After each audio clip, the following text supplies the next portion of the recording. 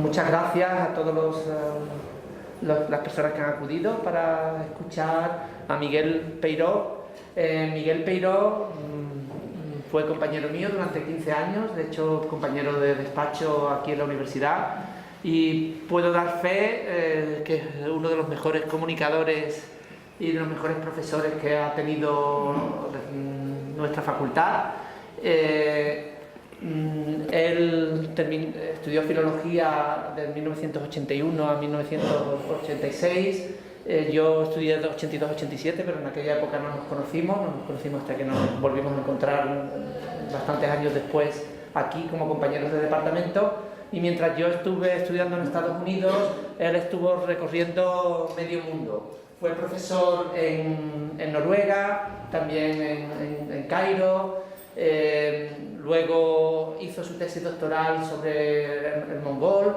Es un políglota, habla y conoce y ha estudiado muchas lenguas, y aquí en España se está convirtiendo en uno de los referentes en el tema de la comunicación intercultural. Solo hay que mirar su blog, Comunicación y Lenguas. Bueno, ahora es Miguel Peiró, WordPress. Miguel Peiró, wordpress.com, si tenéis interés en leer alguna de sus entradas.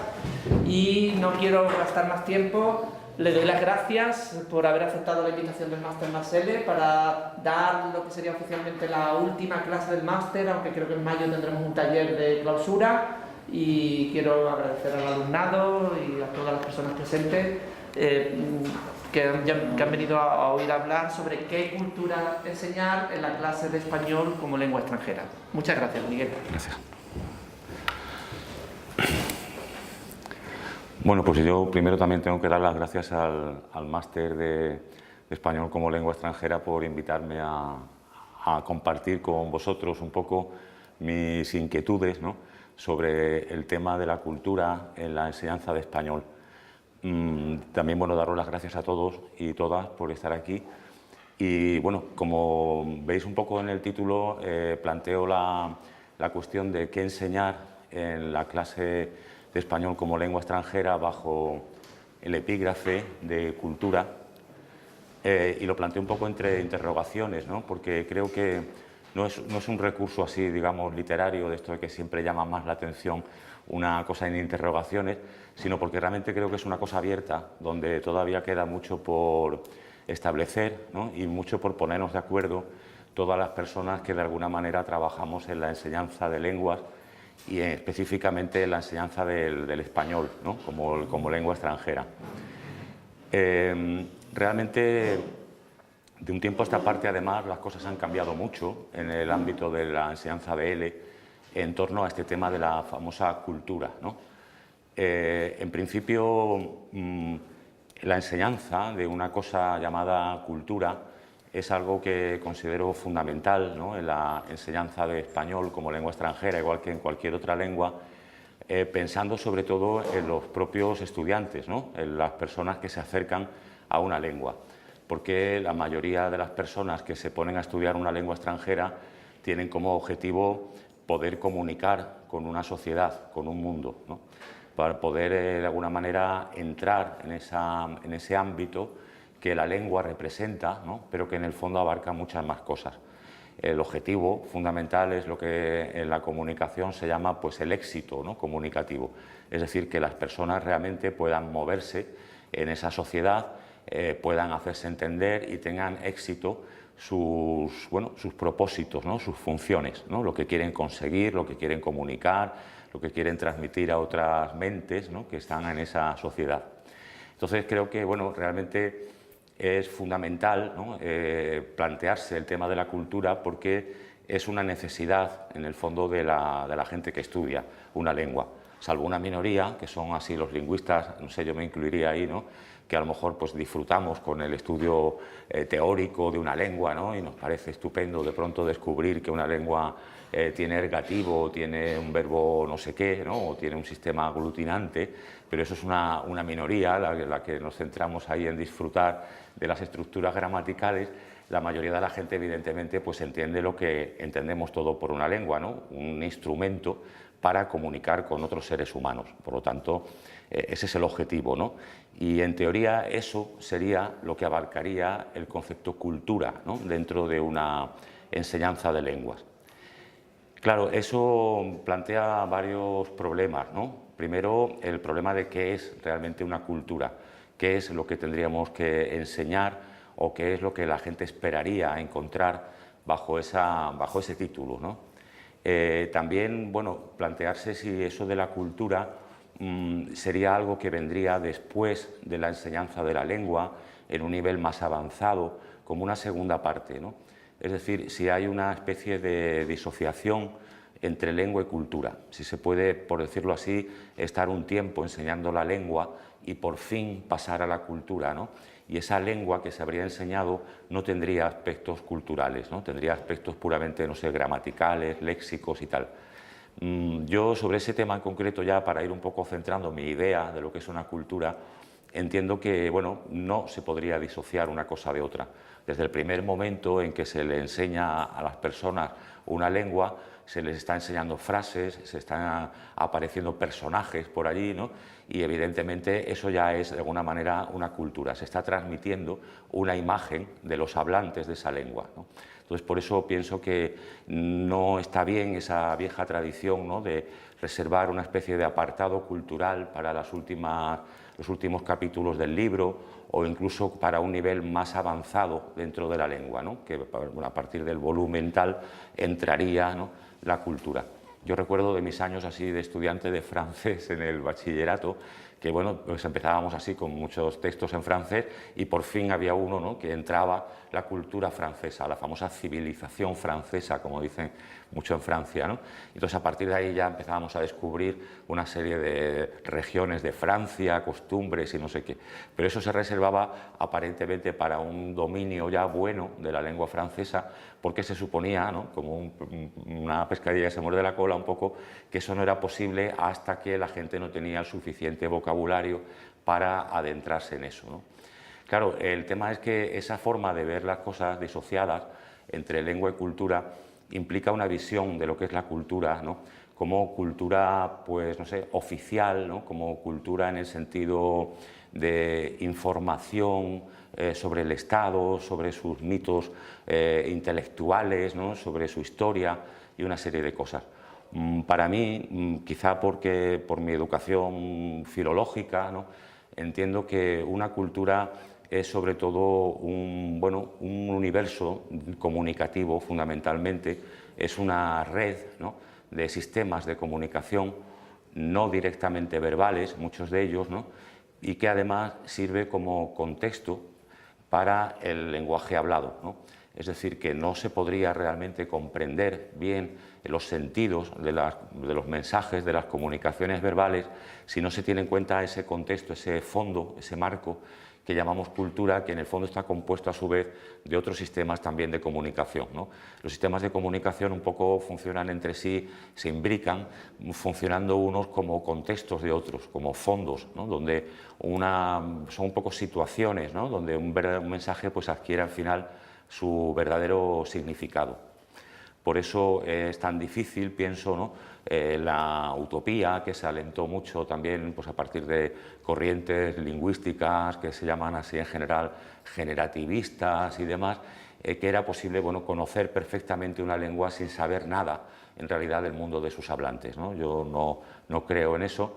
Creo que bueno, pues la lengua, ya que es un instrumento entre personas, evidentemente está cargada de la cosmovisión, de la forma de ver la vida que tienen esos hablantes, ¿no? Porque en el fondo los hablantes utilizan la lengua precisamente para contarse cosas, ¿no? Y a partir de ahí, pues evidentemente hay que entender que no se van a contar lo mismo en todos los lugares del mundo, es decir, que habrá diferentes necesidades comunicativas, ¿no? Y esa diferencia de necesidades comunicativas viene precisamente porque viven en un mundo, ¿no?, por llamarlo así, propio, donde hay una serie de referentes, una serie de rituales, de códigos y demás. Y a todo eso, desde ese punto de vista comunicativo, es lo que yo llamaría cultura, ¿no? Entonces, por eso pienso que desde el comienzo de un curso de lengua, en realidad se está ya transmitiendo también una determinada cultura. negar eso, ¿no?, implicaría que estaríamos usando esa lengua para transmitir nuestros propios valores, ¿no?, nuestra propia forma de ver el mundo. Estaríamos usando el japonés para contarnos cosas entre nosotros. Pero eso es un poco una cosa artificiosa, ¿no?, un poco irreal, ¿no? Realmente, inmediatamente, ¿no?, los textos auténticos japoneses reflejan la vida, los intereses, las aspiraciones, los mitos, ¿no?, que vive la gente en esa sociedad. Entonces, bueno, el tema de la cultura creo que primero tiene esa dificultad, marcar exactamente a qué le estamos llamando cultura y qué incluiría, ¿no?, eso que se llama cultura. Esa relación precisamente de lengua y cultura, ¿no?, que yo entiendo, ya digo, muy estrecha, porque pienso que la cultura abarca todos los sistemas de comunicación de una sociedad y la lengua pues no es más que uno de ellos, ¿no?, quizá uno de los preferentes, pero no el único. También hay más problemas, ¿no?, a la hora de trabajar con una cultura dentro de la enseñanza de una lengua extranjera. Por ejemplo, el problema, entre comillas, de qué abarcaría en el sentido humano una cultura. Hay una serie de errores, ¿no?, que, bueno, algunos desde la filología los combatimos en las aulas de las universidades y otros desde otros terrenos, como por ejemplo desde la antropología, ¿no?, también se intentan combatir, que son las asociaciones de la cultura con una serie de cosas, ¿no? Hay un triángulo, por llamarlo así, erróneo, ¿no?, que implicaría que existe una cultura por lengua y a la vez eso tendría un país, ¿no? Habría una lengua por país, una lengua por cultura y una cultura por país también, ¿no? Es decir, uno, pues, en teoría, ¿no?, aprendería la lengua española porque es lo que se habla en España, ¿no?, y a la vez, pues cuando hay que hablar de la cultura de la lengua española, pues sería la cultura de España, ¿no? España, lengua española, cultura española, el círculo se cierra, ¿no? Pero bueno, eso es bastante falso, ¿no?, como uno puede comprobar directamente, pues yéndose a la propia realidad, ¿no? La lengua española no se habla en un solo país, ¿no?, se habla en una serie de países bastante amplia. Y además muchos de esos países incluso pues están muy lejanos culturalmente de lo que podríamos llamar el ámbito español, ¿no?, el ámbito peninsular español. Estamos hablando de países al otro lado del océano y que tienen una serie de influencias muy distintas, ¿no?, de las españolas. Por otro lado, no hay una lengua por cultura, ¿no? Es decir, el estudiar español automáticamente no implicaría que estaríamos trabajando con una sola cultura, porque precisamente tendríamos que dar cabida a todos esos países y además porque posiblemente no nos una a nivel cultural mucho entre ellos, ¿no? Incluso pues quizá nos una menos que con países más cercanos de nuestro entorno que sí, que sin embargo hablan lenguas que llamaríamos extranjeras, ¿no? Quizá podamos encontrar más afinidades en la vida cotidiana de Andalucía con el Algarve, ¿no?, que de Andalucía pues con Medellín, ¿no?, en Colombia. Y entonces pues realmente ahí no estamos trabajando con un solo ámbito cultural, ¿no? Bueno, hay los mitos así más o menos, podemos llamarlos nacionalistas, ¿no?, que implican pues que, no sé, la lengua española estaría imbricada de una manera, ¿no?, pues, profunda en las raíces, ¿no?, con una España, ¿no?, que estaría ahí pues, marcando su destino universal en los países hispanoamericanos, ¿no?, y que además pues habría algo así como una cultura hispánica, ¿no?, que nos uniría. Yo creo que la cultura hispánica funciona a niveles oficiales, ¿no?, se reúnen los presidentes y estas cosas, pero a la hora de la vida cotidiana pues no podríamos hablar mucho como cultura real, sobre todo en este sentido comunicativo que lo planteo, ¿no?, como un ámbito hispánico único, ¿no?, ni mucho menos, ¿no?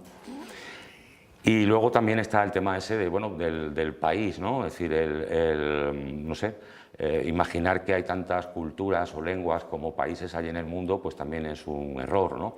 Primero porque lenguas en el mundo, bueno, nadie sabe cuántas lenguas hay, porque es muy difícil establecer qué es una lengua, ¿no? Dos cosas que se hablan y se parecen son lenguas, son dialectos, ahí hay muchos debates, ¿no? Aquí en el Estado español tenemos el debate ya del valenciano con el catalán, si es una lengua, no es una lengua y tal, diferente, ¿no?, del catalán de Cataluña. Y además porque, bueno, en general, no sé, si se supone, según algunos estudios, que hay unas 3.000, 4.000 lenguas en el mundo, todavía más o menos vivas, evidentemente, pues creo que la ONU tiene reconocidos unos 200 países, ¿no? Con Sudán del Sur, que entró hace poco, diga 220, una cosa así, en la ONU, y evidentemente pues no hay una relación, ¿no? entre lengua y país. Así que eso que aparentemente sería tan fácil, ¿no? Bueno, pues voy a enseñar lengua española, voy a enseñar la cultura de España, ¿no? Y a la vez mi ámbito está claramente delimitado por las fronteras de España, pues no es muy real, ¿no? Hay que pensar, además, no tendríamos que olvidar nunca a los profesores de español que precisamente el interés del español está en que es una lengua internacional, ¿no? Que es una lengua mundial, y en este sentido es gracias a eso que nosotros de alguna manera tenemos trabajo, ¿no? Y tenemos cosas que decir, porque si no tuviéramos allá a Hispanoamérica, pues el español sería pues tan importante como el rumano, ¿no? O como el búlgaro, y evidentemente sería muy interesante, por supuesto, porque es interesantísimo el rumano y el búlgaro, pero no tendría esa importancia, ¿no? Entonces lo que no podemos hacer es tirar de América, ¿no? Para precisamente pues, darle la importancia que le damos al español y luego de pronto olvidar América a la hora de estudiar la cultura diciendo, ah, pues esto es de España nada más, ¿no? Esta es la verdadero ámbito de lo español en cuanto lingüístico, ¿no? Y cultural. Entonces, eso también creo que es algo importante. O sea, bueno, creo que eso se soluciona, ese problema, mucho en la propia realidad del curso, ¿no? Un curso que evidentemente se hace en España tiene sentido, ¿no? Que intente abarcar algo así como una cultura española, igual que un curso que se hiciera en México intentaría reflejar la cultura mexicana, ¿no? Los estudiantes extranjeros que prefieren estudiar español en México en vez de en Sevilla o en Salamanca, se supone que ya se van a encontrar, esperan encontrarse con eso, ¿no? Así que cuando hacemos un curso de español dentro de un país hispanohablante, ese problema aparentemente no se plantea porque la gente presupone que se le va a explicar la cultura de esa zona, ¿no? Pero bueno, quizá lo más complicado sea cuando se da en un país no hispanohablante, es decir, cuando yo soy profesor de español en Inglaterra, por ejemplo, ¿no? Entonces ahí ya va a haber un montón de intereses porque habrá gente que le interese más Argentina o México o España o una serie de cosas, ¿no? Y entonces ahí realmente hay un problema para presentar una cultura, ¿no? Asociada a la lengua española. Ya digo, las generalizaciones me parecen fatal. Cualquier tipo de tendencia eurocéntrica, cualquier nostalgia de la época imperial, ¿no? Eso de que en el fondo, bueno, pues que empiecen por España, ¿no? Porque para eso es el origen y tal, es un poco absurdo, ¿no? Sobre todo porque además el epicentro democrático, ¿no? De los hispanohablantes está en América, precisamente, ¿no? Así que quizá pues empezar por América sería más útil, ¿no? En general, casi que empezar por España, ¿no? Entonces creo que ahí hay una cosa pues, que hay que dejar clara, que una persona tiene que plantearse. También hacer un repaso así general por todas las culturas hispanoamericanas desde España sería una muestra, creo, de una cierta prepotencia, ¿no? Cultural, imaginando que nosotros, los españoles, por ciencia infusa, no sé, por la huella que deja Hernán Cortés, por Badajoz, seguimos siendo pues, especialistas en América, ¿no? Y inmediatamente le explicamos Panamá y le explicamos Costa Rica en un ratito, ¿no? Porque nosotros todo eso lo conocemos, ¿no? Posiblemente pues, un norteamericano estadounidense tenga más información muchas veces de México, ¿no? Por ejemplo, que nosotros, ¿no? Porque sobre todo los estados del sur pues hay un contacto mayor, así que ahí no seríamos para nada especialistas, ¿no? Seríamos especialistas solamente de las estructuras lingüísticas. Bueno, pues entonces, para intentar, aparte de plantear problemas, intentar plantear algunas soluciones también, ¿no? Yo creo que el trabajo con la cultura dentro de un curso de enseñanza de lenguas es un trabajo que de alguna manera recorre, ¿no? el camino que personalmente hace quien se acerca a una lengua extranjera, ¿no? Quien se acerca a una lengua extranjera realmente hace un viaje mental desde su propio lugar, desde su propia cultura, de su propia lengua, hacia otra, ¿no? Hay un acercamiento, igual que cuando uno aprende una lengua también, ¿no? Poco a poco va como acercándose a esa lengua, ¿no? y van surgiendo eso que los especialistas llaman pues las lenguas de transición, ¿no? Mientras va aprendiendo un poquito, todavía mezcla una cosa con otra y poco a poco va llegando allí, ¿no? Hay realmente un viaje, ¿no? Es un viaje mental, ¿no? Hacia la cultura de destino. Y precisamente pues el trabajo en este sentido sería acompañarle en ese viaje y abrirle las puertas a esa nueva realidad en la cual va a tener que conocer o integrarse, a lo mejor, ¿no? Si incluso se va a vivir ahí, etc. Entonces, ese viaje tiene varias etapas, ¿no? Es un viaje que de entrada se hace desde lo lejos hacia un interior, ¿no? Hacia un acercamiento, y evidentemente pues hay muchas cosas que quitar, porque la gente no hace ese viaje de una manera neutral, no parte de cero. Hay muchos factores que ya están presentes en la mente de esa persona que fundamentalmente en un primer estadio pues casi hay que deconstruir, como se dice, ¿no? Hay que desmontar poco a poco. Por ejemplo, es importante que esa persona al principio no va a ver lo que estamos llamando cultura como una red de sistemas de comunicación y de contextos, ¿no? Que le sirven precisamente para poder desenvolverse, sino que de entrada va a ver la cultura desde un sentido que podríamos llamar muy nacionalista, entendiendo la cultura como una cosa homogénea, compacta, como un mundo enfrente, que es coherente, que es sólido, ¿no? Que además no se mueve, ¿no? Y que es lo que normalmente habrá conocido a través de los estereotipos, ¿no? El primer enemigo de la comunicación intercultural es el estereotipo.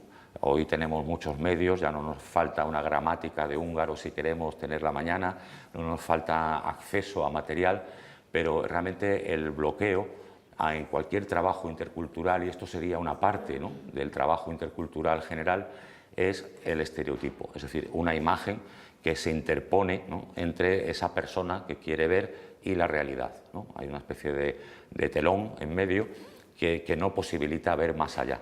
Y no posibilita verlo además porque esa persona cree que está viéndolo, ¿no? Cree que el estereotipo representa realmente aquello, por lo cual no se le ocurre levantar el telón, sino que dice, este telón está ya estupendo, ¿no? Y además yo ya lo sabía, ¿no? Yo ya medio lo conocía y al fin y al cabo pues esto es lo que hay, ¿no? Y tal. Entonces, ese es el primer trabajo, es decir, acercarse a la cultura presentándosela de una manera comunicativa, de una manera viva y de una manera además que no caiga en uno de los estereotipos al uso, ¿no?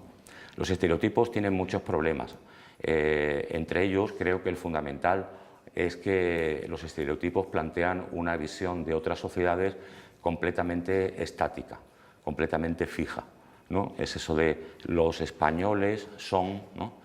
Los árabes piensan, ¿no? Y ya en momentos de gran emoción, pues de pronto se dicen cosas como la mentalidad, ¿no? La mentalidad española, la mentalidad árabe, la mentalidad oriental, incluso ya se generaliza y todo, ¿no?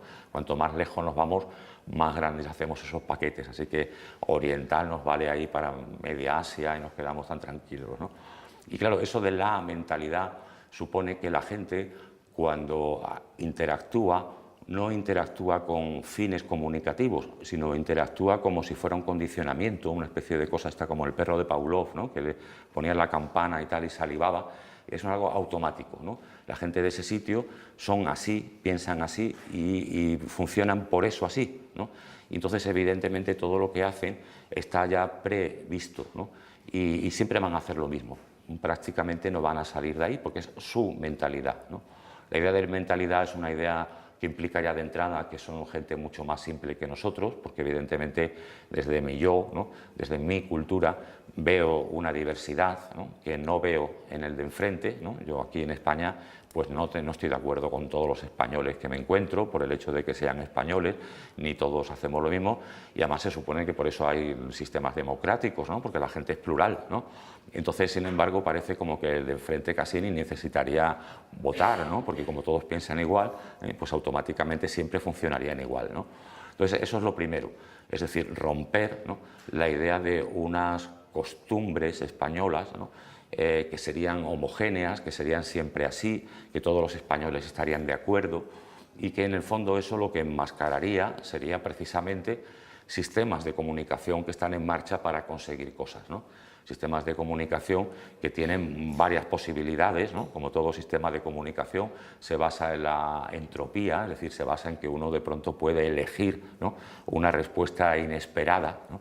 Y no todo se espera, porque si se espera la respuesta ya realmente no existe la comunicación, ¿no? Entonces, comunicar de alguna manera siempre también sorprender a nuestro interlocutor con una opción que no se espera, ¿no? Y eso en la teoría del estereotipo, de la mentalidad, no está, ¿no? Todos los españoles, desde lejos, pensaríamos igual, funcionaríamos igual, haríamos lo mismo, ¿no?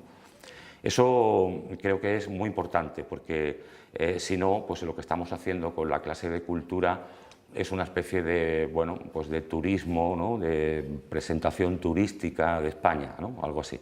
Creo que, bueno, el turismo está muy bien, ¿no?, permite a la gente viajar o yo qué sé, ¿no?, pero aquí no estamos presentando, ¿no?, un modelo turístico, ¿no? Se supone que lo que hay que hacer aquí es abrirle realmente a la gente unas posibilidades de comunicación, igual que se la abrimos a nivel lingüístico, ¿no?, se la tenemos que abrir a todo lo demás. Igual que, bueno, pues le decimos que la gramática es a lo mejor más compleja de lo que se imaginaba, ¿no?, que no vale con las 4 frases que había aprendido por ahí que dicen los mexicanos, pues también, ¿no?, de pronto darle a entender que es un mundo más complejo, ¿no? Entonces, además que es un mundo también contradictorio, ¿no?, que yo creo que no hay que tener miedo en presentar las culturas de manera contradictoria. Las sociedades son sociedades en tensión, ¿no? La humanidad es muy diversa y precisamente pues avanza precisamente de la confrontación y de la tensión de fuerzas distintas, ¿no? Es muy típico del turismo presentar siempre una imagen, una foto fija, ¿no?, de los habitantes del país, ¿no?, que incluso se saca así con los trajes típicos y tal, y se supone que todo el país es igual, ¿no?, que todo el mundo hace lo mismo. Y entonces yo creo que es muy importante pues plantearle que está entrando en una sociedad dinámica, ¿no?, en una sociedad donde hay gente que le gusta una cosa y gente que no le gusta, ¿no? Hay gente que considera que eso es muy positivo y gente que considera que es muy negativo, ¿no? Eso el turismo no lo hace, y a veces en los cursos de idiomas, introduciendo el tema cultural, pues también se olvida bastante, ¿no? Hay que entender algo también, me parece importante, ¿no?, y es que nosotros muchas veces hablamos de comunicación en general, no solamente con el tema intercultural, y siempre, bueno, sacamos una teoría, ¿no?, del acto comunicativo, que es una teoría muy abstracta, ¿no? Tenemos ese del emisor, el receptor, ¿no?, un mensaje que va por un canal. ¿Y quién es el emisor y el receptor? Bueno, pues el que hable y el que escuche, ¿no?, o el que escriba y el que lea, ¿no?, o los interlocutores. Y parece una gente así, parecen como, no sé, algo muy idealista, ¿no?, diría Platón, ¿no? Son figuras ahí que no son nadie, ¿no?, que están ahí en un limbo y que aparentemente están en un nivel de igualdad. Todas esas imágenes, el modelo de Jacobson y de Bühler y todos estos modelos comunicativos siempre son horizontales, ¿no? Supone que emisor y receptor están a la misma altura. Claro, realmente nosotros vivimos en sociedades desiguales, ¿no?, desiguales internamente y también internacionalmente, por decirlo así. Y entonces es algo muy importante el tema del poder en la comunicación. Es algo que muchas veces no se quiere tratar porque alguna gente piensa, pues eso es política o no sé qué, yo hago filología y no hago política y no me meto en esas cosas de los poderes, ¿no? Eso es demasiado, no sé, radical o crítico o yo qué sé, ¿no? Pero realmente el poder juega un papel fundamental en la comunicación. La comunicación suele ser en muchos casos desigual, ¿no? En la vida cotidiana a muchos niveles es desigual. Hay estructuras como por ejemplo las relaciones de género, las relaciones económicas, las relaciones de la periferia con el centro, de la ciudad con el campo, de los países pobres con los países ricos. Todo eso va creando desigualdades, ¿no? Y nosotros también como enseñantes de español tenemos que darnos cuenta de bueno, qué lugar, ¿no?, ocupan los países hispanohablantes dentro de esas relaciones de poder internacional, ¿no? Nosotros pues tenemos eso, ¿no?, toda una América Latina que habla español, excepto los países como Brasil y tal, que es una zona que normalmente llamaremos el tercer mundo, ¿no?, tradicionalmente, y España también dentro de Europa pues ocupa ese sur de Europa, ¿no?, esos países más pobres de Europa de alguna manera, ¿no?, y eso pues afecta mucho a esa comunicación con nosotros, ¿eh? La relación es muy desigual. No podemos imaginar que nos están hablando de tú a tú. Hay muchos estereotipos que son estereotipos fundamentalmente despreciativos o despectivos sobre los hispanohablantes, ¿no? Eso no viene porque le moleste a la gente que usamos el verbo ser o estar, sino viene por nuestra situación económica, ¿no? Aparentemente la gente que estudia español, que viene de países más ricos, se van a países que consideran más pobres, ¿no? Consideran a ese nivel inferiores, ¿no? Entre comillas, todas las comillas que queráis. Y eso hay que tenerlo en cuenta, porque nosotros pues, nos vamos a ver confrontados a estereotipos muy negativos. Los estereotipos, en el fondo, son como no proceden de la percepción real de las sociedades, sino que son casi como escalas de valores, ¿no?, que tenemos en la cabeza, pues en el fondo son muy ideológicos, ¿no? Y entonces, pues hay, bueno, una serie de, no sé cómo llamarlo, de dualismos, ¿no?, que están en juego todo el tiempo en ellos, ¿no? Es curioso que además muchos de esos estereotipos que aplicamos a países también nos lo encontramos después dentro del propio país asociado a grupos, ¿no? Por ejemplo, al tema de hombres y mujeres en el patriarcado, ¿no? Muchos de ellos incluso se pueden comparar, y a mí, por ejemplo, me interesa mucho ese tema, ¿no? Y, por ejemplo, hay una oposición, ¿no?, por ejemplo, muy importante entre lo que llamaríamos el mundo racional y el mundo emocional, el mundo racional y el mundo irracional, ¿no? Entonces, lo racional está arriba, lo irracional está abajo, ¿no? Los seres humanos somos racionales, los animales no, ¿no? Y dentro de los seres humanos también, ¿no?, pues en el patriarcado el varón ha ocupado el papel racional, por eso las facultades de ciencias están llenas de hombrecitos, ¿no? Y la parte irracional, supuestamente emocional, ¿no?, que sería el otro lado, pues estaría ocupado por la mujer, ¿no? La mujer sería emocional, estaría preocupada por el amor y no sé qué, mientras el hombre estaría ocupado por grandes planes, ¿no?, de planificación de cosas y tal. Por eso los hombres pues ocuparíamos el poder político, ¿no?, seríamos los mejores gestores de una sociedad porque somos muy racionales, ¿no? Bueno, pues esa racionalidad y irracionalidad tan absurda en el caso de los géneros, evidentemente, también lo es a nivel de los países, pero funciona un poco igual, ¿eh? Los países pobres son países donde uno se lo puede pasar muy bien, divertirse mucho, correrse grandes juergas, donde hay mucha música, mucho ritmo, mucho no sé qué, ¿no? Y todo eso alude al mundo no racional, ¿no? Mientras que ya para hacer uno sus buenos estudios y ser un buen profesional, pues se va al norte, ¿no? Y allí en los países del norte es donde le van a dar las buenas clases de astrofísica y de matemáticas y tal, como tiene que ser, ¿no? Y entonces esa dualidad, por ejemplo, está presente precisamente por ocupar nosotros, los hispanohablantes en general, ¿no?, este lugar en esos estereotipos, ¿no?, sobre el mundo hispánico, ¿no?, que habla español. Entonces encontramos, por ejemplo, eso, ¿no?, referencias a, bueno, a la diversión, aquí, a la posibilidad de pasárselo muy bien, ¿no?, de disfrutar mucho, pero disfrutar de una manera banal, ¿no? Es decir, y luego ya volverán ellos a su país y ya se pondrán otra vez serios. Lo que pasa es que han tenido un pequeño desahogo, ¿no?, por aquí y tal, y luego ya se ponen más seriecitos y tal. Y también, bueno, si os fijáis, es un poco lo que pasa pues con todos los, no sé, los estereotipos sobre violencia, ¿no?, sobre cosas de tipo truculento, sangriento y tal, asociadas al sur, ¿no? Las navajas, las peleas, ¿no?, la tauromaquia, por ejemplo, ¿no?, también, es algo completamente irracional en ese sentido, ¿no?, y mucho más vista desde fuera y desde el norte, ¿no? Y entonces, pues evidentemente nosotros, los hispanos, haríamos esas cosas tan horribles, ¿no?, matar toros allí, bañarnos en sangre, no sé qué, y todo eso vendría porque es nuestra mentalidad, ¿no? Tenemos esa mentalidad, tenemos esa forma de ver las cosas. Así que el primer trabajo, creo que introduciendo el tema de cultura española, ¿no?, cultura asociada, ¿no?, a la lengua española, y si estamos en España, centrándonos en España, sería fundamentalmente desmontar estereotipos como primer paso, ¿no? Desmontar estereotipos que, pues a la base de discursos así buenistas, ¿no?, no pienses eso es una cosa poco racista, ¿no?, a ver si mejoras, no seas así, no, esas cosas pues van, ¿no?, a entrar por un oído, van a salir por otro, como se dice, porque la gente va a decir, bueno, bien, ¿no?, pues sí, a lo mejor soy un poco racista, pero bueno, tampoco soy tanto, ¿no?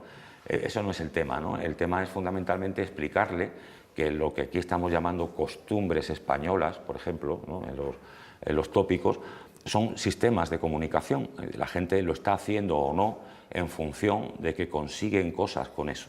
Y las cosas que consigue no son tan distintas de las que consigue cualquier otro ser humano en otro momento, ¿no? Es el acercamiento, el hacerse entender, el negar, el afirmar, el conseguir algo que te interesa, ¿no? Pero es nuestros códigos, ¿no?, para conseguir todas esas cosas. Así que no son las reacciones automáticas y encima de unos seres irracionales estos, ¿no?, los latinos, esos que aparecen por ahí en las películas, sino que precisamente es algo que tiene el mismo sentido que tiene en su país otras cosas que ellos sí hacen, por otro lado, ¿no?, y que aparentemente no se parecen en nada, pero como instrumentos son muy parecidos, ¿no?, como instrumentos comunicativos. Entonces, esa es la primera cosa. Hay que evitar también eso, ¿no?, el hecho de estar nosotros en una posición de inferioridad, de alguna manera económica, ¿no?, respecto a nuestro interlocutor, pues evitar, pienso, es fundamental, las concesiones a los tópicos del turismo y tal, ¿no? El que manda, el que tiene el poder, se puede permitir el lujo siempre de no ser, de que no le contradigan, ¿no?, de que no le lleven la contraria. Y también pues se espera, ¿no?, que las personas de los países que reciben a personas de países más ricos pues intentan no darle demasiadas, no sé, demasiadas sorpresas, ¿no? De alguna manera refrendar, ¿no?, que sí, que tienen razón, que no estaban equivocados, ¿no?, quizá con algún dato más, ¿no?, pero no nos atrevemos muchas veces, ¿no?, desde los países más pobres a llevarles la contraria, ¿no? Entonces eso es algo que hay que hacer. Bueno, aprender un idioma, meterse en una cultura es una aventura, ¿no? Es una aventura personal, una aventura de enriquecimiento personal, y eso evidentemente no es tampoco un camino fácil, ¿no? No todo ya lo sabía, ya me lo imaginaba, va a haber sorpresas, ¿eh? Como la gente de pronto que descubre desde las lenguas, no sé, anglosajonas el subjuntivo, ¿no? Y dice, oh, no sabía que había esto, qué horror, ¿no? Bueno, pues nada, hijo, eso es lo que es aprender un idioma, ¿no? Vas a tener que llevarte alguna que otra sorpresa, ¿no? Precisamente lo que tú tienes que tener es un talante, ¿no?, pues abierto, ya que eres una especie de explorador en este momento de la vida, y no va a estar todo el camino ya allanado, ¿no? Hay cosas que no te imaginabas. Entonces, bueno, contradecir a la gente, ¿por qué no? Los españoles, por ejemplo, la tauromaquia, ¿no? Bueno, pues mucha gente no le gustan los toros en este país, la mayoría de la gente no le gustan, incluso. O sea, ¿qué significa seguir presentando la tauromaquia como un modelo, como un reclamo de lo español? ¿Qué significa seguir pintando toreros en los cursos de idiomas y en las portadas de los libros, ¿no? Pues eso evidentemente es no llevarle la contraria al estudiante, ¿no? Decirle, sí, sí, bueno, es verdad, ¿no?, aquí hay toreros y tal. El otro día encontraba en un libro de Julio Borrego y otros autores que se llama Así es, el español básico, de la Universidad de Salamanca, pues de pronto 6 personajes, ¿no?, que se supone que interactúan, y cada uno es de un país. Así que hay una mujer de Inglaterra que se llama Margaret y es ama de casa, y dicen cuál es su bebida, y su bebida es el té, ¿no?, evidentemente. Luego de América, de Estados Unidos, hay un personaje que es actor, ¿no?, precisamente, claro, y se llama Ronald, ¿no? No sé si era Reagan o no, pero bueno, Ronald, y actor, y bebe Coca-Cola, ¿eh? Y después hay un alemán que se llama Helmut, que bebe cerveza, ¿no?, y es economista, ¿no? Y luego hay un francés que se llama François, que es agricultor y bebe coñac. Claro, tendría que beber vino a lo mejor, pero como el vino lo vamos a quedarnos nosotros, le pusimos coñac, ¿no? Y luego hay, por fin, el español. ¿Cómo se llama el español? Leopoldo. ¿Qué bebida? ¿Qué bebe? Vino, ¿no? ¿Y cuál es su profesión? Torero, ¿no? Así que tenemos un actor americano, un economista alemán, un agricultor francés, una ama de casa inglesa y un torero español, ¿no? Yo creo que hay más bomberos que toreros en este país, ¿no? Si se quiere coger una profesión, podría haber sido bombero, porque seguro que hay muchísimo más gente dedicada a eso que a torero, ¿no? O neurocirujano, ¿no? Incluso creo que toreros. Así que, bueno, ¿a qué viene traer el torero, ¿no?, a este sitio y luego a hacer diálogos entre el torero y el economista alemán? Bueno, pues viene a no llevarle la contraria, ¿no?, a lo que espera encontrar a alguien que ya tiene una imagen hecha de qué es este país, ¿no? Entonces eso me parece muy importante, es decir, llevar, bueno, de pronto no hay toreros, ¿Dónde está el torero? Pues no está, ¿no? ¿Por qué no está? Pues porque, no sé, también hay trapecistas, ¿no?, en Alemania, ¿no?, y no has puesto un trapecista, porque yo creo que voy a poner un torero en España especialmente, ¿no? Y bueno, esa sería una cosa, creo que es bastante importante, ¿no? También en otro libro encontraba, en un libro también de español como lengua extranjera, por ejemplo, en una de las primeras lecciones, ¿no?, hay que unir preguntas con respuestas correctas, ¿no? Y una pregunta es, ¿qué es lo que más te gusta de la lengua española? La respuesta correcta, buscando por allí, es palabras como siesta, fiesta, etc. Me gusta cómo suenan y lo que significan, ¿no? Bueno, pues evidentemente no, eso yo creo que un poco hasta a nivel personal da un poquito de grima, ¿no?, de sensación, un poco de molestia, ¿no?, a una persona de aquí, porque es precisamente eso, ¿no?, siesta y fiesta, ¿eh? Aparte de que hay por ahí un montón de camisetas en el barrio Santa Cruz, ¿no?, siesta, fiesta, ¿no?, y una línea así que las une, como diciendo, paso de la siesta a la fiesta, de la fiesta a la siesta, ¿no? Y esa es mi vida en España, dormir y celebrarlo, ¿no?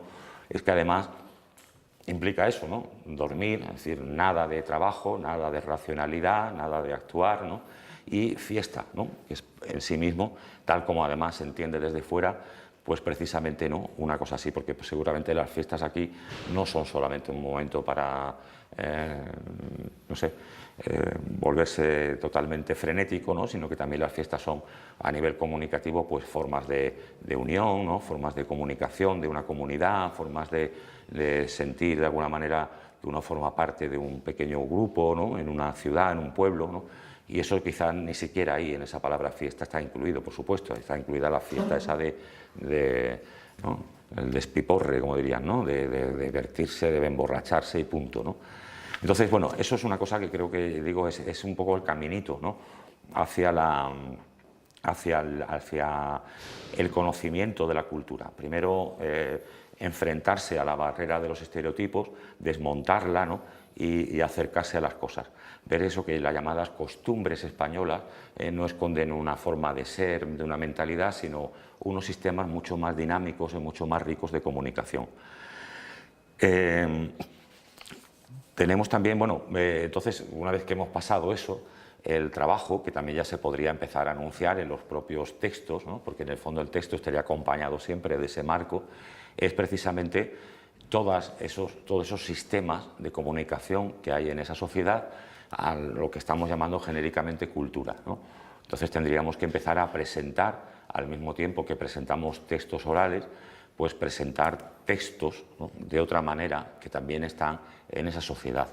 Textos no verbales, ¿no?, textos corporales, textos gestuales, textos basados en el tiempo y muchas otras cosas, ¿no? Por ejemplo, los textos gestuales, el lenguaje no verbal, ¿no? Me parece fundamental porque, bueno, sabemos ya hoy que mucha de la información que nos transmitimos en la conversación es una información no verbal, ¿no?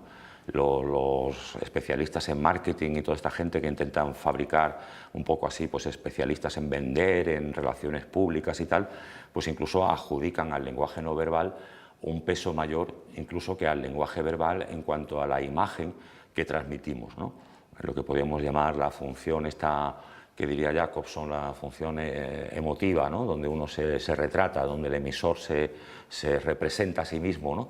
Pues en esa función el lenguaje no verbal ocupa un papel fundamental, ¿no? Entonces yo creo que es importante pues presentar esas cosas, ¿no? En el fondo sería presentar textos orales en su contexto real, porque la realidad es así, ¿no? Nosotros, ¿cómo comunicamos? Comunicamos en la conversación, ¿no? Ese es el verdadero marco comunicativo. En la frasecita esa famosa, ¿no?, donde le podemos incluso luego cambiar el verbo y ponerlo en pasado o en futuro, esa frase descontextualizada es una abstracción, ¿no?, que hacemos en función de nuestra dependencia del mundo de la escritura, ¿no? Ha sido la escritura la que ha creado la ficción de que yo puedo escribir algo y no me interesa a quién lo va a leer, ¿no?, en qué momento lo va a leer, qué le ha pasado mientras lo lee, ¿no?, e incluso que no tiene datos de mí y tampoco hace falta, ¿no? El emisor y el receptor se ocultan en la escritura y el propio texto de pronto deslumbra solo, ¿no? Pero eso es una ficción. Nosotros siempre nos comunicamos cara a cara, nos tenemos que ver para hablar, ¿no? Y si nos vemos es precisamente por eso, porque estamos comunicando también de otras muchas maneras, ¿no? De hecho, en los momentos importantes donde le damos realmente un peso fundamental a la comunicación, pues siempre preferimos vernos, ¿no? Eso de esto no te lo puedo decir por teléfono, ¿no? Mejor nos vemos. No es porque eso, no porque el teléfono está pinchado y tal, ¿no? Sino porque realmente yo tengo que ver la cara que pone mi interlocutor. Y también en los gestos que yo le vaya haciendo, él va a captar cosas que yo no estoy muy seguro que va a percibir solamente en el mensaje verbal. O sea que ahí hay muchos elementos, ¿no?, comunicativos que están presentes. Y como todo elemento comunicativo es arbitrario, no hay códigos naturales. Es decir, que el lenguaje de los gestos va a ser un lenguaje que va a cambiar de una cultura, estamos llamando así, ¿no?, a este bloque comunicativo, de una cultura a otra. Es decir, que va a haber gestos, movimientos y, no sé, reacciones también a los mensajes de los otros que no están previstos, ¿no? Entonces, no son universales, posiblemente el estudiante se encuentre con gestos, con formas de reaccionar que no está acostumbrado, ¿no? El problema con estas cosas es que nosotros normalmente no pensamos en este mundo no verbal cuando pensamos en la comunicación. Nos hemos centrado mucho por la escuela y muchas más cosas en estudiar la comunicación siempre como cosa oral, ¿no? Entonces realmente no pensamos en la importancia de lo no oral, no directamente oral, en lo comunicativo. Entonces cuando no pensamos en una cosa, pues no la vemos, ¿no?, directamente. Es decir, que, por ejemplo, pues un estudiante de otro país, de otra cultura, va a venir aquí y entonces lo que va a hacer es interpretar todas estas señales desde sus propios códigos, ¿no?, directamente. Porque como eso aparentemente es universal, es decir, eso no es nada, ¿no? Como mucho dice, estos son gestos automáticos, estos son cosas emocionales, directas, ¿no? Todos hacen esto, ¿no?, siempre que alguien se asusta o siempre que alguien está contento, hace esto, y no se plantea que eso pueda variar de una sociedad a otra, pues por lo tanto no lo va a atribuir a un error comunicativo, lo va a atribuir de nuevo, ¿no?, a una mentalidad de la gente de ahí. Es decir, que si de pronto no recibe el saludo que espera encontrar, no va a decir, ah, qué curioso, los españoles no se saludan de esta manera cuando se encuentran de esta forma, ¿no?, sino que va a decir, hay que ver cómo son, no saludan, ¿no? Y no saludan quiere decir que son maleducados, ¿no? Entonces inmediatamente aparecen ahí todos los personajillos de la historieta del estereotipo y dicen, claro, es que son, ¿no?, un poco brutos, ¿no? Es que ya se sabe que esta gente, como los saques de las peleas y de las cosas, ellos así muy finos no son. Entonces, bueno, pues inmediatamente, ¿no?, acuden y todo eso más o menos se completa de alguna manera nebulosa de nuevo en la historia de la mentalidad, ¿no? Pero claro, realmente ahí hay información, hay cosas, ¿no? Y es, bueno, un trabajo bastante complicado, ¿no?, porque cuesta trabajo, ¿no?, hacer eso. Yo creo que todavía la gente tiene, bueno, incluso los que enseñan estas cosas, automáticamente, ¿no?, tendemos a interpretar desde nuestras claves, a olvidarnos a veces durante unos momentos que todo eso tendríamos siempre que pasarlo por el tamiz comunicativo-cultural, ¿no? No sé, yo ahora he estado dando clases a estudiantes norteamericanos, ¿no? Y, por ejemplo, a mí me ha pasado, o sea, lo cuento así como una cosa real. Yo, por ejemplo, pues, veo entrar de pronto, ¿no?, bastante por las mañanas estudiantes en clase que no saludaban, ¿no? Llegaban y se sentaban, ¿no? Entonces yo decía, ¿cómo no saludan, no? Los estudiantes chinos sí saludaban, pero los americanos no. Entonces yo decía, pues qué mal educado, ¿no? Y entonces esta gente, ¿por qué no saludan, no? ¿Por qué les pasa? Claro, no es que no les pasa nada, a nadie le pasa nada, no hay sociedades malditas, ni malas, ni carentes, ni nada, ¿eh? Todas las sociedades son más o menos iguales, tampoco hay sociedades de malajes y de buena gente, ni nada, igual que no hay sociedades de psicópatas y otros, ojalá, ¿no?, el mundo estuviera repartido así, todos los psicópatas a Bélgica, así cuando no quiera tener contacto con los psicópatas, pues no ir a Bélgica, en todos los maleducados a Luxemburgo, ¿no?, si caben. Y entonces, claro, así estaría el mundo muy claro, pero no es así, ¿eh? En esos países, en todos, en el nuestro, en todos, hay de todo, ¿no? Y entonces, por lo tanto, no es que les pase nada a los americanos, ¿no?, como bloque, sino que ahí, evidentemente, hay códigos, ¿no?, que yo tengo que interpretar. Hay situaciones, hay contextos donde funciona una cosa o no, o se hace o no se hace, ¿no? Ellos, por su parte, pues me comentaban en clase que veían a los españoles a veces pues poco educados y mal educados y tal, porque, por ejemplo, no sonreían cuando se encontraban con gente por la calle que no conocían. O sea, ellos a lo mejor pues, se podían encontrar con alguien y cruzarse una sonrisa, ¿no? Y las mujeres sobre todo decían pues, que aquí no se podía hacer eso porque inmediatamente la gente entendía, ¿no?, que esa sonrisa quería algo, ¿no?, implicaba algo. Entonces, bueno, hay un código ahí, es decir, nosotros no es que seamos más serios ni nada, ¿no?, sino que funcionamos de otra manera, ¿no? Entonces, eso también es muy importante, es decir, explicarles, ¿no?, a la gente, incluso pues de la manera más dinámica, más interactiva, haciendo en clase representaciones, viendo películas, haciendo muchas cosas que se puedan ver en 3 dimensiones, que no sea el texto, ¿no?, pues explicarle cómo funciona, ¿no?, realmente qué es el acto conversacional, ¿no?, todas las cosas que implica. También, bueno, otras muchas cosas, ¿no?, los acercamientos, las distancias, eso que se llama en estos terrenos la proxémica, ¿no?, a qué distancia me sitúo, a qué no distancia, cómo me acerco, no me acerco, qué partes del cuerpo puedo tocar de una persona, en qué momentos, en qué circunstancias, lo que se llama la áptica, ¿no?, que es la posibilidad pues, de darle a otra persona en el hombro, o besarla o no besarla, ¿no?, y todo eso que son códigos que una persona aprende, ¿no?, aprende cuando forma parte de una sociedad desde pequeñito. Poco a poco se va dando cuenta de cosas y es lo que hace que yo pueda pues, darle un beso en la frente a un niño, pero no al decano de la Facultad de Filología cuando me lo encuentre, ¿no?, porque si le doy un beso en la frente, pues eso, ¿no?, es un poco extraño y implicaría pues, que lo conozco de algo muy importante o que lo considero un pobre hombre, ¿no?, y le doy un besito para que se vaya contento, en fin, tendría connotaciones, ¿no?, connotaciones que serían distintas. Entonces, por eso, todo eso lo he aprendido, igual que he aprendido a hablar, ¿no?, y eso es lo que habría que transmitir, ¿no?, qué peso tiene cada cosa en cada sitio. También, por ejemplo, evidentemente el mundo de las miradas, lo que se llama la oculésica, el mundo del tiempo, que es muy interesante, sobre todo es muy interesante para las personas que se dedican de alguna manera, quieren utilizar esa lengua en el mundo de la negociación y todo ese tipo de cosas, cuando se entra en materia al estar con alguien, cómo de rápido se pasa a las cuestiones importantes de la conversación, cuánto tiempo se le concede a los preámbulos, a conocerse. Bueno, eso cambia mucho, ¿no?, de un sitio a otro. Y si la gente, ya digo, no lo tiene en cuenta, pues inmediatamente dicen, ¿por qué me da tantos rodeos?, ¿no? Porque siente como demasiado rodeo, ¿no?, lo que en esa cultura es el tiempo casi obligatorio para entrar en materia, ¿no?, o al contrario, ¿no?, ¿qué prisa tiene?, ¿no?, llega para que llevarse lo suyo y se va, ¿no?, y no ha perdido ningún tiempo aquí conmigo, ¿no? Y también se puede leer en unas claves muy negativas, ¿no? En el fondo, ya digo, lo que provoca todo esto son los famosos fracasos comunicativos, ¿no? Y en el fondo estarían todos basados en una cuestión comunicativa, una cuestión de códigos, o sea, de aprender lenguajes, ¿no?, aprender lenguajes que estarían ahí en marcha. Y, bueno, dentro de todo ese ámbito, ¿cómo trabajar? Yo creo que hay que trabajar en algo que todavía está por hacer. Nos queda mucho por hacer en el mundo nos queda mucho por descubrir, le queda mucho por descubrir en general a la gente que se dedica a estas cosas, a los que se dedican a la cinésica, a la proxémica, a la oculésica, le queda muchísimo trabajo y encima nos queda a nosotros, como gente que aplicamos eso al mundo de la enseñanza, pues también muchísimo, ¿no?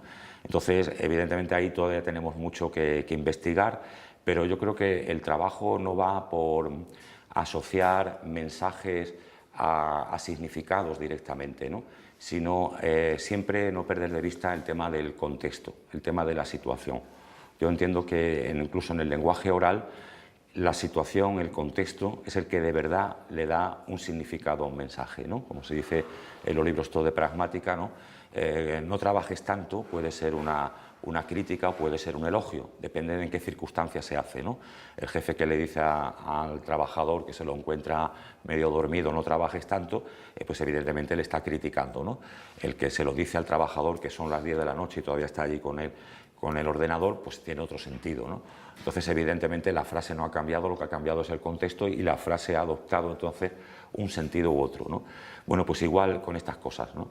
Darle un beso en la frente a no sé quién no significa nada, sino que depende del contexto, ¿no? En ese sentido, el decano y yo formaríamos un contexto en ese momento, una serie de relaciones y tal.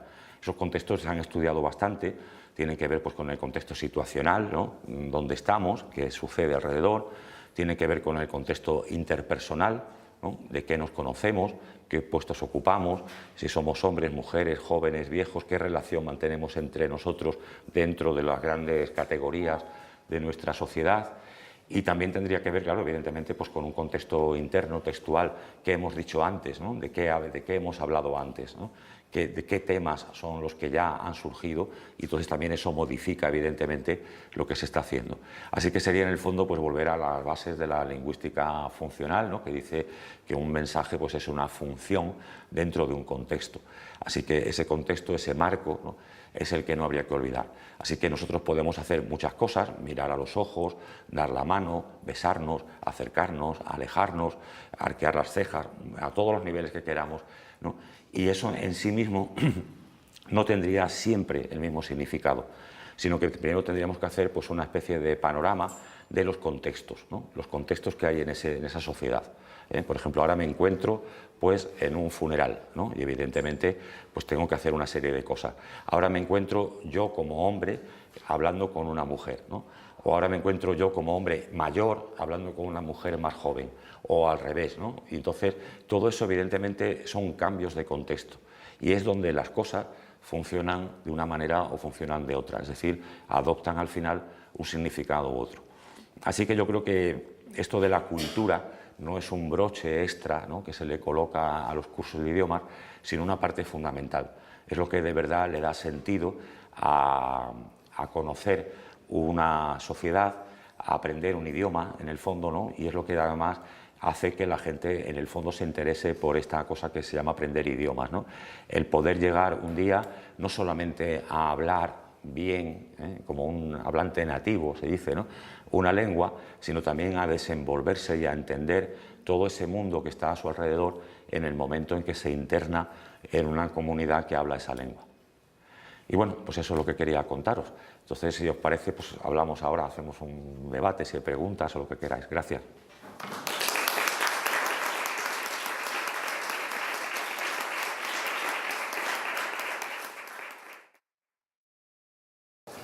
Antes que nada, enhorabuena, porque yo vengo de la escuela. Cuando Pablo me dijo que viniera a estar con vosotros, que me lo dijo ayer, fue una cosa así de buena manera. Y la verdad que saltan muchas dudas, ¿no? Porque vosotros imagináis un centro, y os pongo un poquito en situación. Mi centro tiene 400 alumnos. De esos 400 alumnos hay 200 que son extranjeros, de un 50%, de 32 nacionalidades, y en ningún momento, en ningún lapso del tiempo en que llevamos nosotros recibiendo alumnos de este tipo, nadie nos ha dicho en la consejería, en ningún sitio, cómo tenemos que trabajar con este alumnado. Es decir, qué tenemos que hacer con este alumnado en cuanto a la cultura, en cuanto a la lengua, en cuanto a su formación. Pues son alumnos distintos, son alumnos diferentes. Entonces, ¿cómo tratáis de trabajar con estos alumnos, ¿no? Entonces, ¿cómo funcionan las escuelas como la nuestra? A día de hoy, yo llevo ya 15 años de director de un cole, y a día de hoy nadie nos ha evaluado, nadie ha venido y nos ha dicho, oye, enhorabuena, lo estáis haciendo bien, oye, lo estáis haciendo mal. Sí, la situación ha ido avanzando, y como decía Feliz, la nave va, y mientras no haya problemas, pues no hay problemas. Y la verdad que me alegro enormemente de haber venido a la charla, porque es que hacemos mucho de lo que estás diciendo, ¿no? Nosotros, lo que es trabajar y enseñar la lengua por inmersión es una realidad. Pero es que no enseñan la lengua, enseñan las costumbres, enseñan la cultura, enseñan la forma en la que nosotros nos tratamos, nos relacionamos con los demás.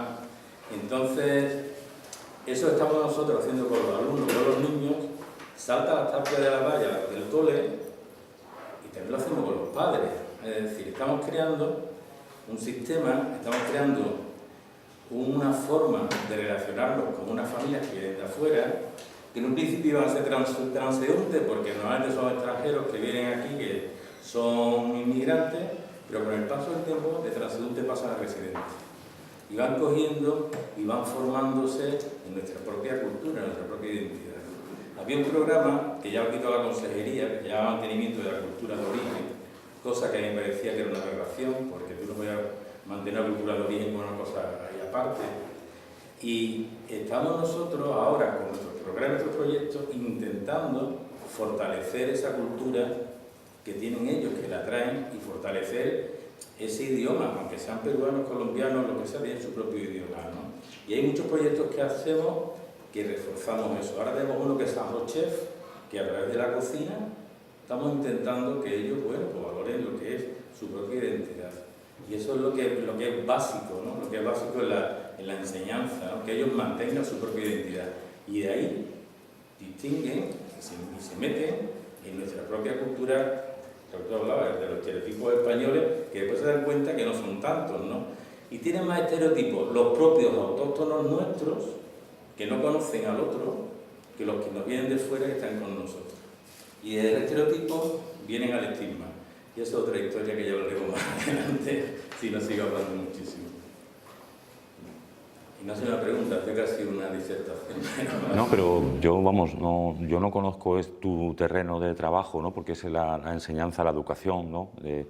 De gente joven y tal, y de niños y eso. Y claro, yo sobre todo el enfoque era sobre el tema de la enseñanza de lenguas, ¿no? Como enseñanza ya pues un poco imaginando a personas que voluntariamente, ¿no? Se deciden a desplazarse a un sitio para aprender y tal. Pero eso hay cosas que son, claro, comunes, ¿no? Evidentemente. Por ejemplo, el tema de los estereotipos sobre los otros, ¿no? En relación a ese tema que planteaba yo un poco del poder, ¿no? Claro, la gente que puede venir aquí, pues dices tú, no tienen tantos estereotipos a lo mejor con los españoles o se diluyen antes, ¿no? Que los estereotipos que los españoles de pronto pueden tener sobre ellos, ¿no? Claro, ¿qué papel ocupan, ¿no? En realidad en el mundo de la emigración, ¿no? De las relaciones emigración y metrópolis, ¿no? En este sentido, cada uno, ¿no? Es decir, ahí en ese momento los españoles tienen la posición de fuerza, ¿no? Son gente que viene a trabajar aquí, ¿no? Y por lo tanto podemos volcar sobre ellos muchos más estereotipos, ¿no? Con la gente más rica no solemos tener tantos estereotipos, a lo mejor tenemos fascinaciones o también tenemos alguna peliculilla por ahí, pero no son tan graves, ¿no? Un turista español que va a Suiza se porta muy bien, ¿no? Va por ahí diciendo que esto está muy bien, esta gente tiene muchísimo dinero, ¿no? Y también puede tener por ahí la cosa de que si los suizos hacen relojes y comen fondue, pero bueno, eso no es tan grave, ¿no? Reloj está bien, ¿no? Y la fondue también está bien. O sea, cosas irracionales y locas y tal y peligrosas no hacen los suizos, ¿no? ¿Y por qué? Pues porque Suiza es más rica, ¿no? En principio nos vamos ahí un poquito cortados, ¿no? Vamos pidiendo permiso para entrar en esos países. Así que yo creo, claro, que evidentemente en el contexto de la inmigración son la gente del país de acogida los que tienen los estereotipos más fuertes y más violentos contra los que llegan, ¿no? Porque ocupan en ese momento, en teoría, ¿no? El papel más abajo, ¿no? Al no tener todos esos derechos. Pero también hay una cosa muy importante que también creo que dices tú, bueno, nadie viene a decirnos cómo trabajar sobre esto, de alguna manera, ¿no? Que es estos especialistas, ¿no? O esta especialidad que tendría que haber sobre el ámbito cultural, ¿no? ¿Quién se podría especializar en esto? ¿De dónde salen los especialistas de esto, ¿no? En el tema, por ejemplo, de la enseñanza de español como lengua extranjera, ¿dónde nos documentamos sobre este tema de la cultura? ¿Qué nos tendríamos que preparar? ¿Qué tipo de estudios tendríamos que hacer, además de hacer estudios lingüísticos, además de aprendernos la lengua española y saber cómo explicarla? ¿Qué más, ¿no? Bueno, pues ahí todavía hay un vacío, ¿no? Normalmente, yo me acuerdo hace muchísimos años, ¿no? Que había eso que era el profesor nativo, ¿no? El profesor nativo de español era un español que vivía en un país por ahí y que si más o menos así sabía un poquito hablar, pues podía conseguir clases de español, ¿no? ¿Por qué? Porque hablaba español, ¿no? Entonces había mucha gente que decía, no, voy al profesor nativo, ¿no? Pero esa persona a lo mejor no sabía explicar, ¿no? El español, porque una cosa es hablar una lengua perfectamente y otra poder explicarla, por supuesto, ¿no? Bueno, pues eso se ha ido quitando ya porque han ido apareciendo muchísimos cursos de todos los niveles, ¿no? Académicos, universitarios y de otros tipos, de formarse como profesor de L, ¿no? Pero sobre el aspecto cultura, ¿cómo formamos a los profesores de L, ¿no? Ahí estamos todavía tirando un poco, creo, del ciudadano nativo, ¿no? Bueno, esta persona puede dar cultura, ¿no? Sabe la lengua, y la cultura la puede dar porque es, no sé, ciudadano nativo, ¿no? Practicante de la cultura nativo, ¿no? Pero claro, esa persona no se ha puesto a reflexionar sobre su propia cultura, ¿no? Se encuentra de pronto con una serie de códigos, ¿no? De mensajes ya formados, muy fuertes, muy poderosos, ¿no? Los estereotipos. Puede ser que entren dentro factores de tipo, pues no sé, ¿no?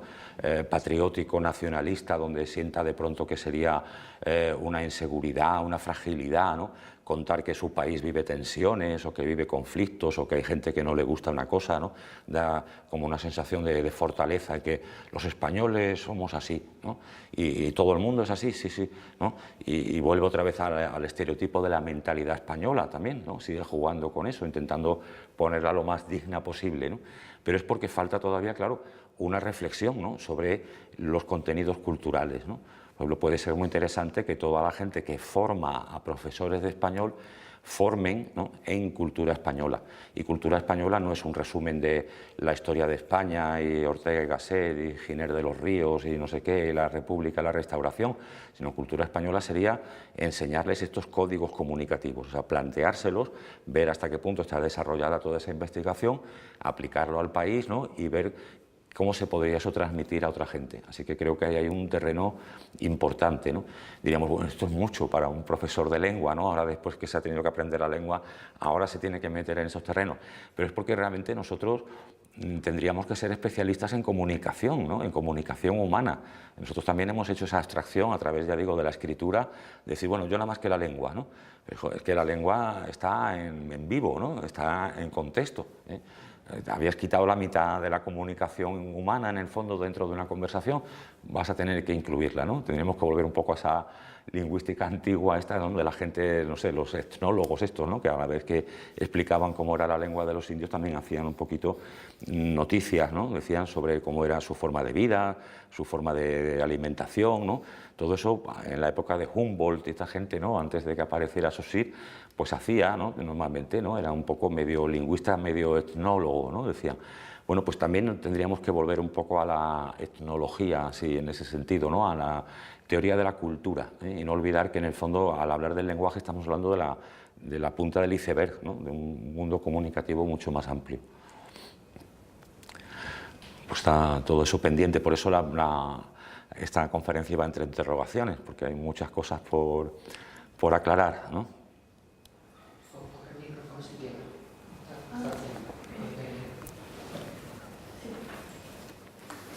En primer lugar, agradecerle su conferencia, me ha encantado.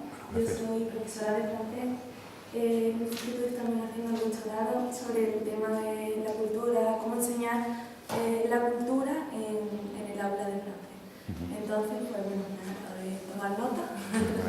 Y lo que quería preguntarle, porque claro, muchas veces la duda es en qué momento abordar la cultura. Yo, por ejemplo, en mi clase, pues claro, nos vamos viendo de una situación o de una película, lo que sea, pues vemos algunos puntos gramaticales, expresiones, y siempre, obviamente, está siempre la cultura presente. Entonces, la voy abordando, pero un poco al hilo de lo lingüístico. Entonces, quería preguntarle, usted en sus clases de español, ¿aborda lo cultural también a partir de lo lingüístico o empieza a partir de algo cultural y a partir de ahí, entonces, me refiero, ¿qué va antes? O sea, ¿qué va antes? Los dos van unidos, está claro, pero ¿cómo atacar ese...? ¿no? No sé si sí, bueno, claro, es bastante, ahí creo que falta todavía eso, mucha teoría, ¿no? Muchas cosas a las que poder agarrarnos para trabajar con cierta metodología, ¿no? Y a este nivel, bueno, pues se sigue improvisando a la fuerza, ¿no? A muchos niveles, ¿no? Pero yo lo que intento es plantear las situaciones comunicativas, eso, en situaciones. O sea, en situaciones donde aparece lo verbal, ¿no? lo oral, pero también aparece todo ese contexto de relaciones y demás, ¿no? Entonces, plantear también que bueno, estamos en esta situación y la gente esperaría, ¿no? Encontrar este tipo de mensajes. Y algunos son verbales y otros no. y algunos, bueno, pues tienen raíces muy antiguas, son, por decirlo así, rituales, ¿no?, que hay en esa sociedad donde la gente espera que se cumplan, o bueno, y si no se cumplen también es muy informativo, ¿no?, que alguien en un sitio no haga lo que se espera que tendría que hacer, puede ser una forma de protestar y de muchas otras cosas, ¿no?, pero plantear todo lo que se hace a nivel lingüístico en situaciones reales, lo más posible. Es decir, no enseñar lenguas extranjeras desde el punto de vista formal, sino funcional, siempre funcional. El tema formal puede ser ya para pues, una cosa avanzada, ¿no?, donde a alguien ya directamente se le dice, está estudiando gramática, es un curso de gramática, ¿no? Entonces la gente ahí sí se puede parar un montón de tiempo con las estructuras de los verbos y tal, pero a nivel sobre todo inicial y creo que en general, siempre comunicativo y en sentido funcional, o sea, no hay más que situaciones donde se puede decir un montón de cosas y cada cosa tiene un efecto. Y además de decirse, se puede actuar de determinadas maneras, ¿no? Se puede uno permitir pues, llegar tarde o no llegar tarde, o sonreír o no, o dar las gracias o no darlas, o pedir de muchas maneras una cosa, ¿no? Y yo creo que es eso, si no perdemos nunca de vista la situación, ¿no?, y metemos la lengua oral dentro de la situación, saldría mejor. Lo que pasa es que normalmente, claro, hay una tradición muy grande, ¿no?, de cursos de idiomas que están basados en lo formal, ¿no?, en la lingüística formal. No digo ya esos antiguos cursos que había de llamados gramática y traducción, ¿no?, donde uno aprendía primero el artículo, ¿no? Yo me acuerdo una gramática de italiano que me compré una vez de Gaspeio Tossauer, que era gramática sucinta de la lengua italiana, y me enseñaba el artículo, ¿no? Y ahora yo pues ya había hecho la primera lección, salía por la calle, ¿no?, y como imagino alguien que aprende español, ¿no?, el, la, los, las, ¿no?, y se va por ahí, por su ciudad, el, la, los, las, pues ya sé decir eso, ¿no?, y ya en la próxima clase aprende los sustantivos y luego los adjetivos, ¿no? Hoy ya no se hace tan bruto, ¿no?, la cosa, ¿no?, ya vienen frasecitas así enteras, más o menos, ¿no?, pero de pronto todo el mundo habla en presente, ¿no?, todo el mundo se esfuerza a no sé qué. Bueno, ahí hay que saber jugar un poco, ¿no? No hay que abrumar a la persona, evidentemente, con un montón de datos, de verbos irregulares, ni no sé qué, pero a ver cómo se puede jugar con que, haciendo que no crezca demasiado, ¿no?, el contenido formal, introducir ya a la gente rápidamente en situaciones de interacción, ¿no? ¿Qué se consigue en este sitio? ¿Qué se puede hacer aquí? ¿Cómo conseguir cosas? Que es en el fondo lo que es el lenguaje, ¿no? Conseguir cosas con palabras, como decía el libro aquel, ¿no? Y entonces, pues eso, yo creo que es a partir de ahí, ¿no? Pero ya digo, hay tan poco hecho todavía sobre esto que uno tiene casi que crearse sus propios caminos, ¿no? No están para nada formalizados, creo. No sé si te ha servido de respuesta, la verdad, porque hay demasiadas cosas abiertas, ¿no? Ahí. Bueno, a ti.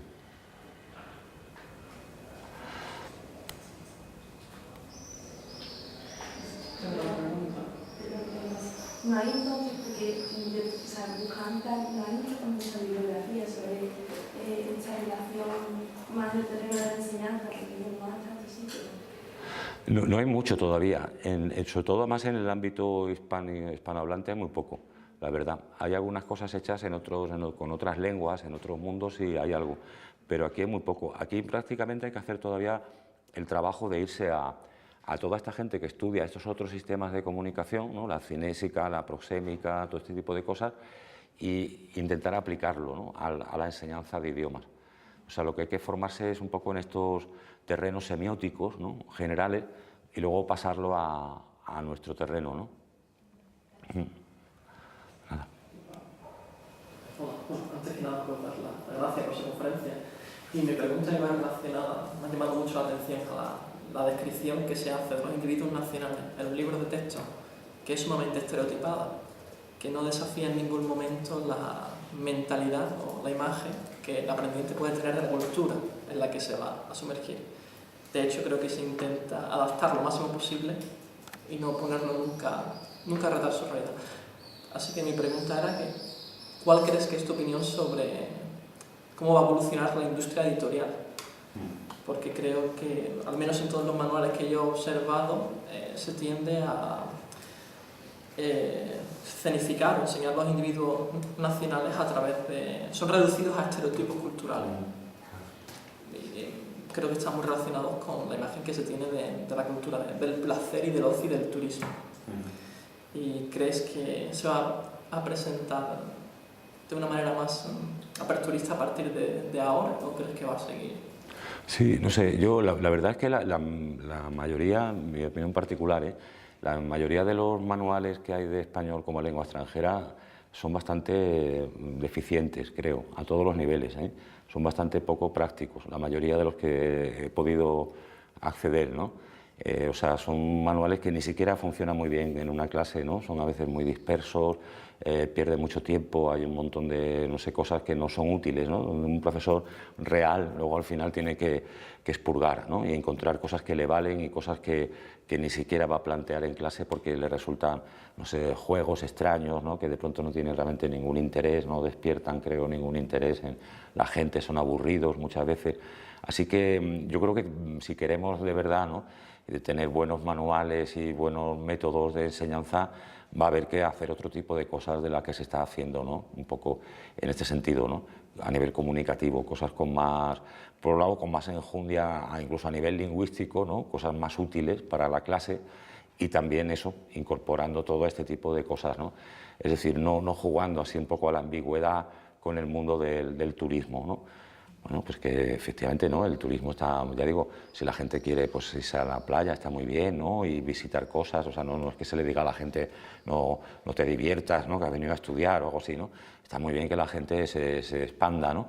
Y sobre todo además si se dirige a gente joven y tal, pues es casi obligatorio, ¿no?, que haya un componente de, bueno, pues de diversión, ¿no?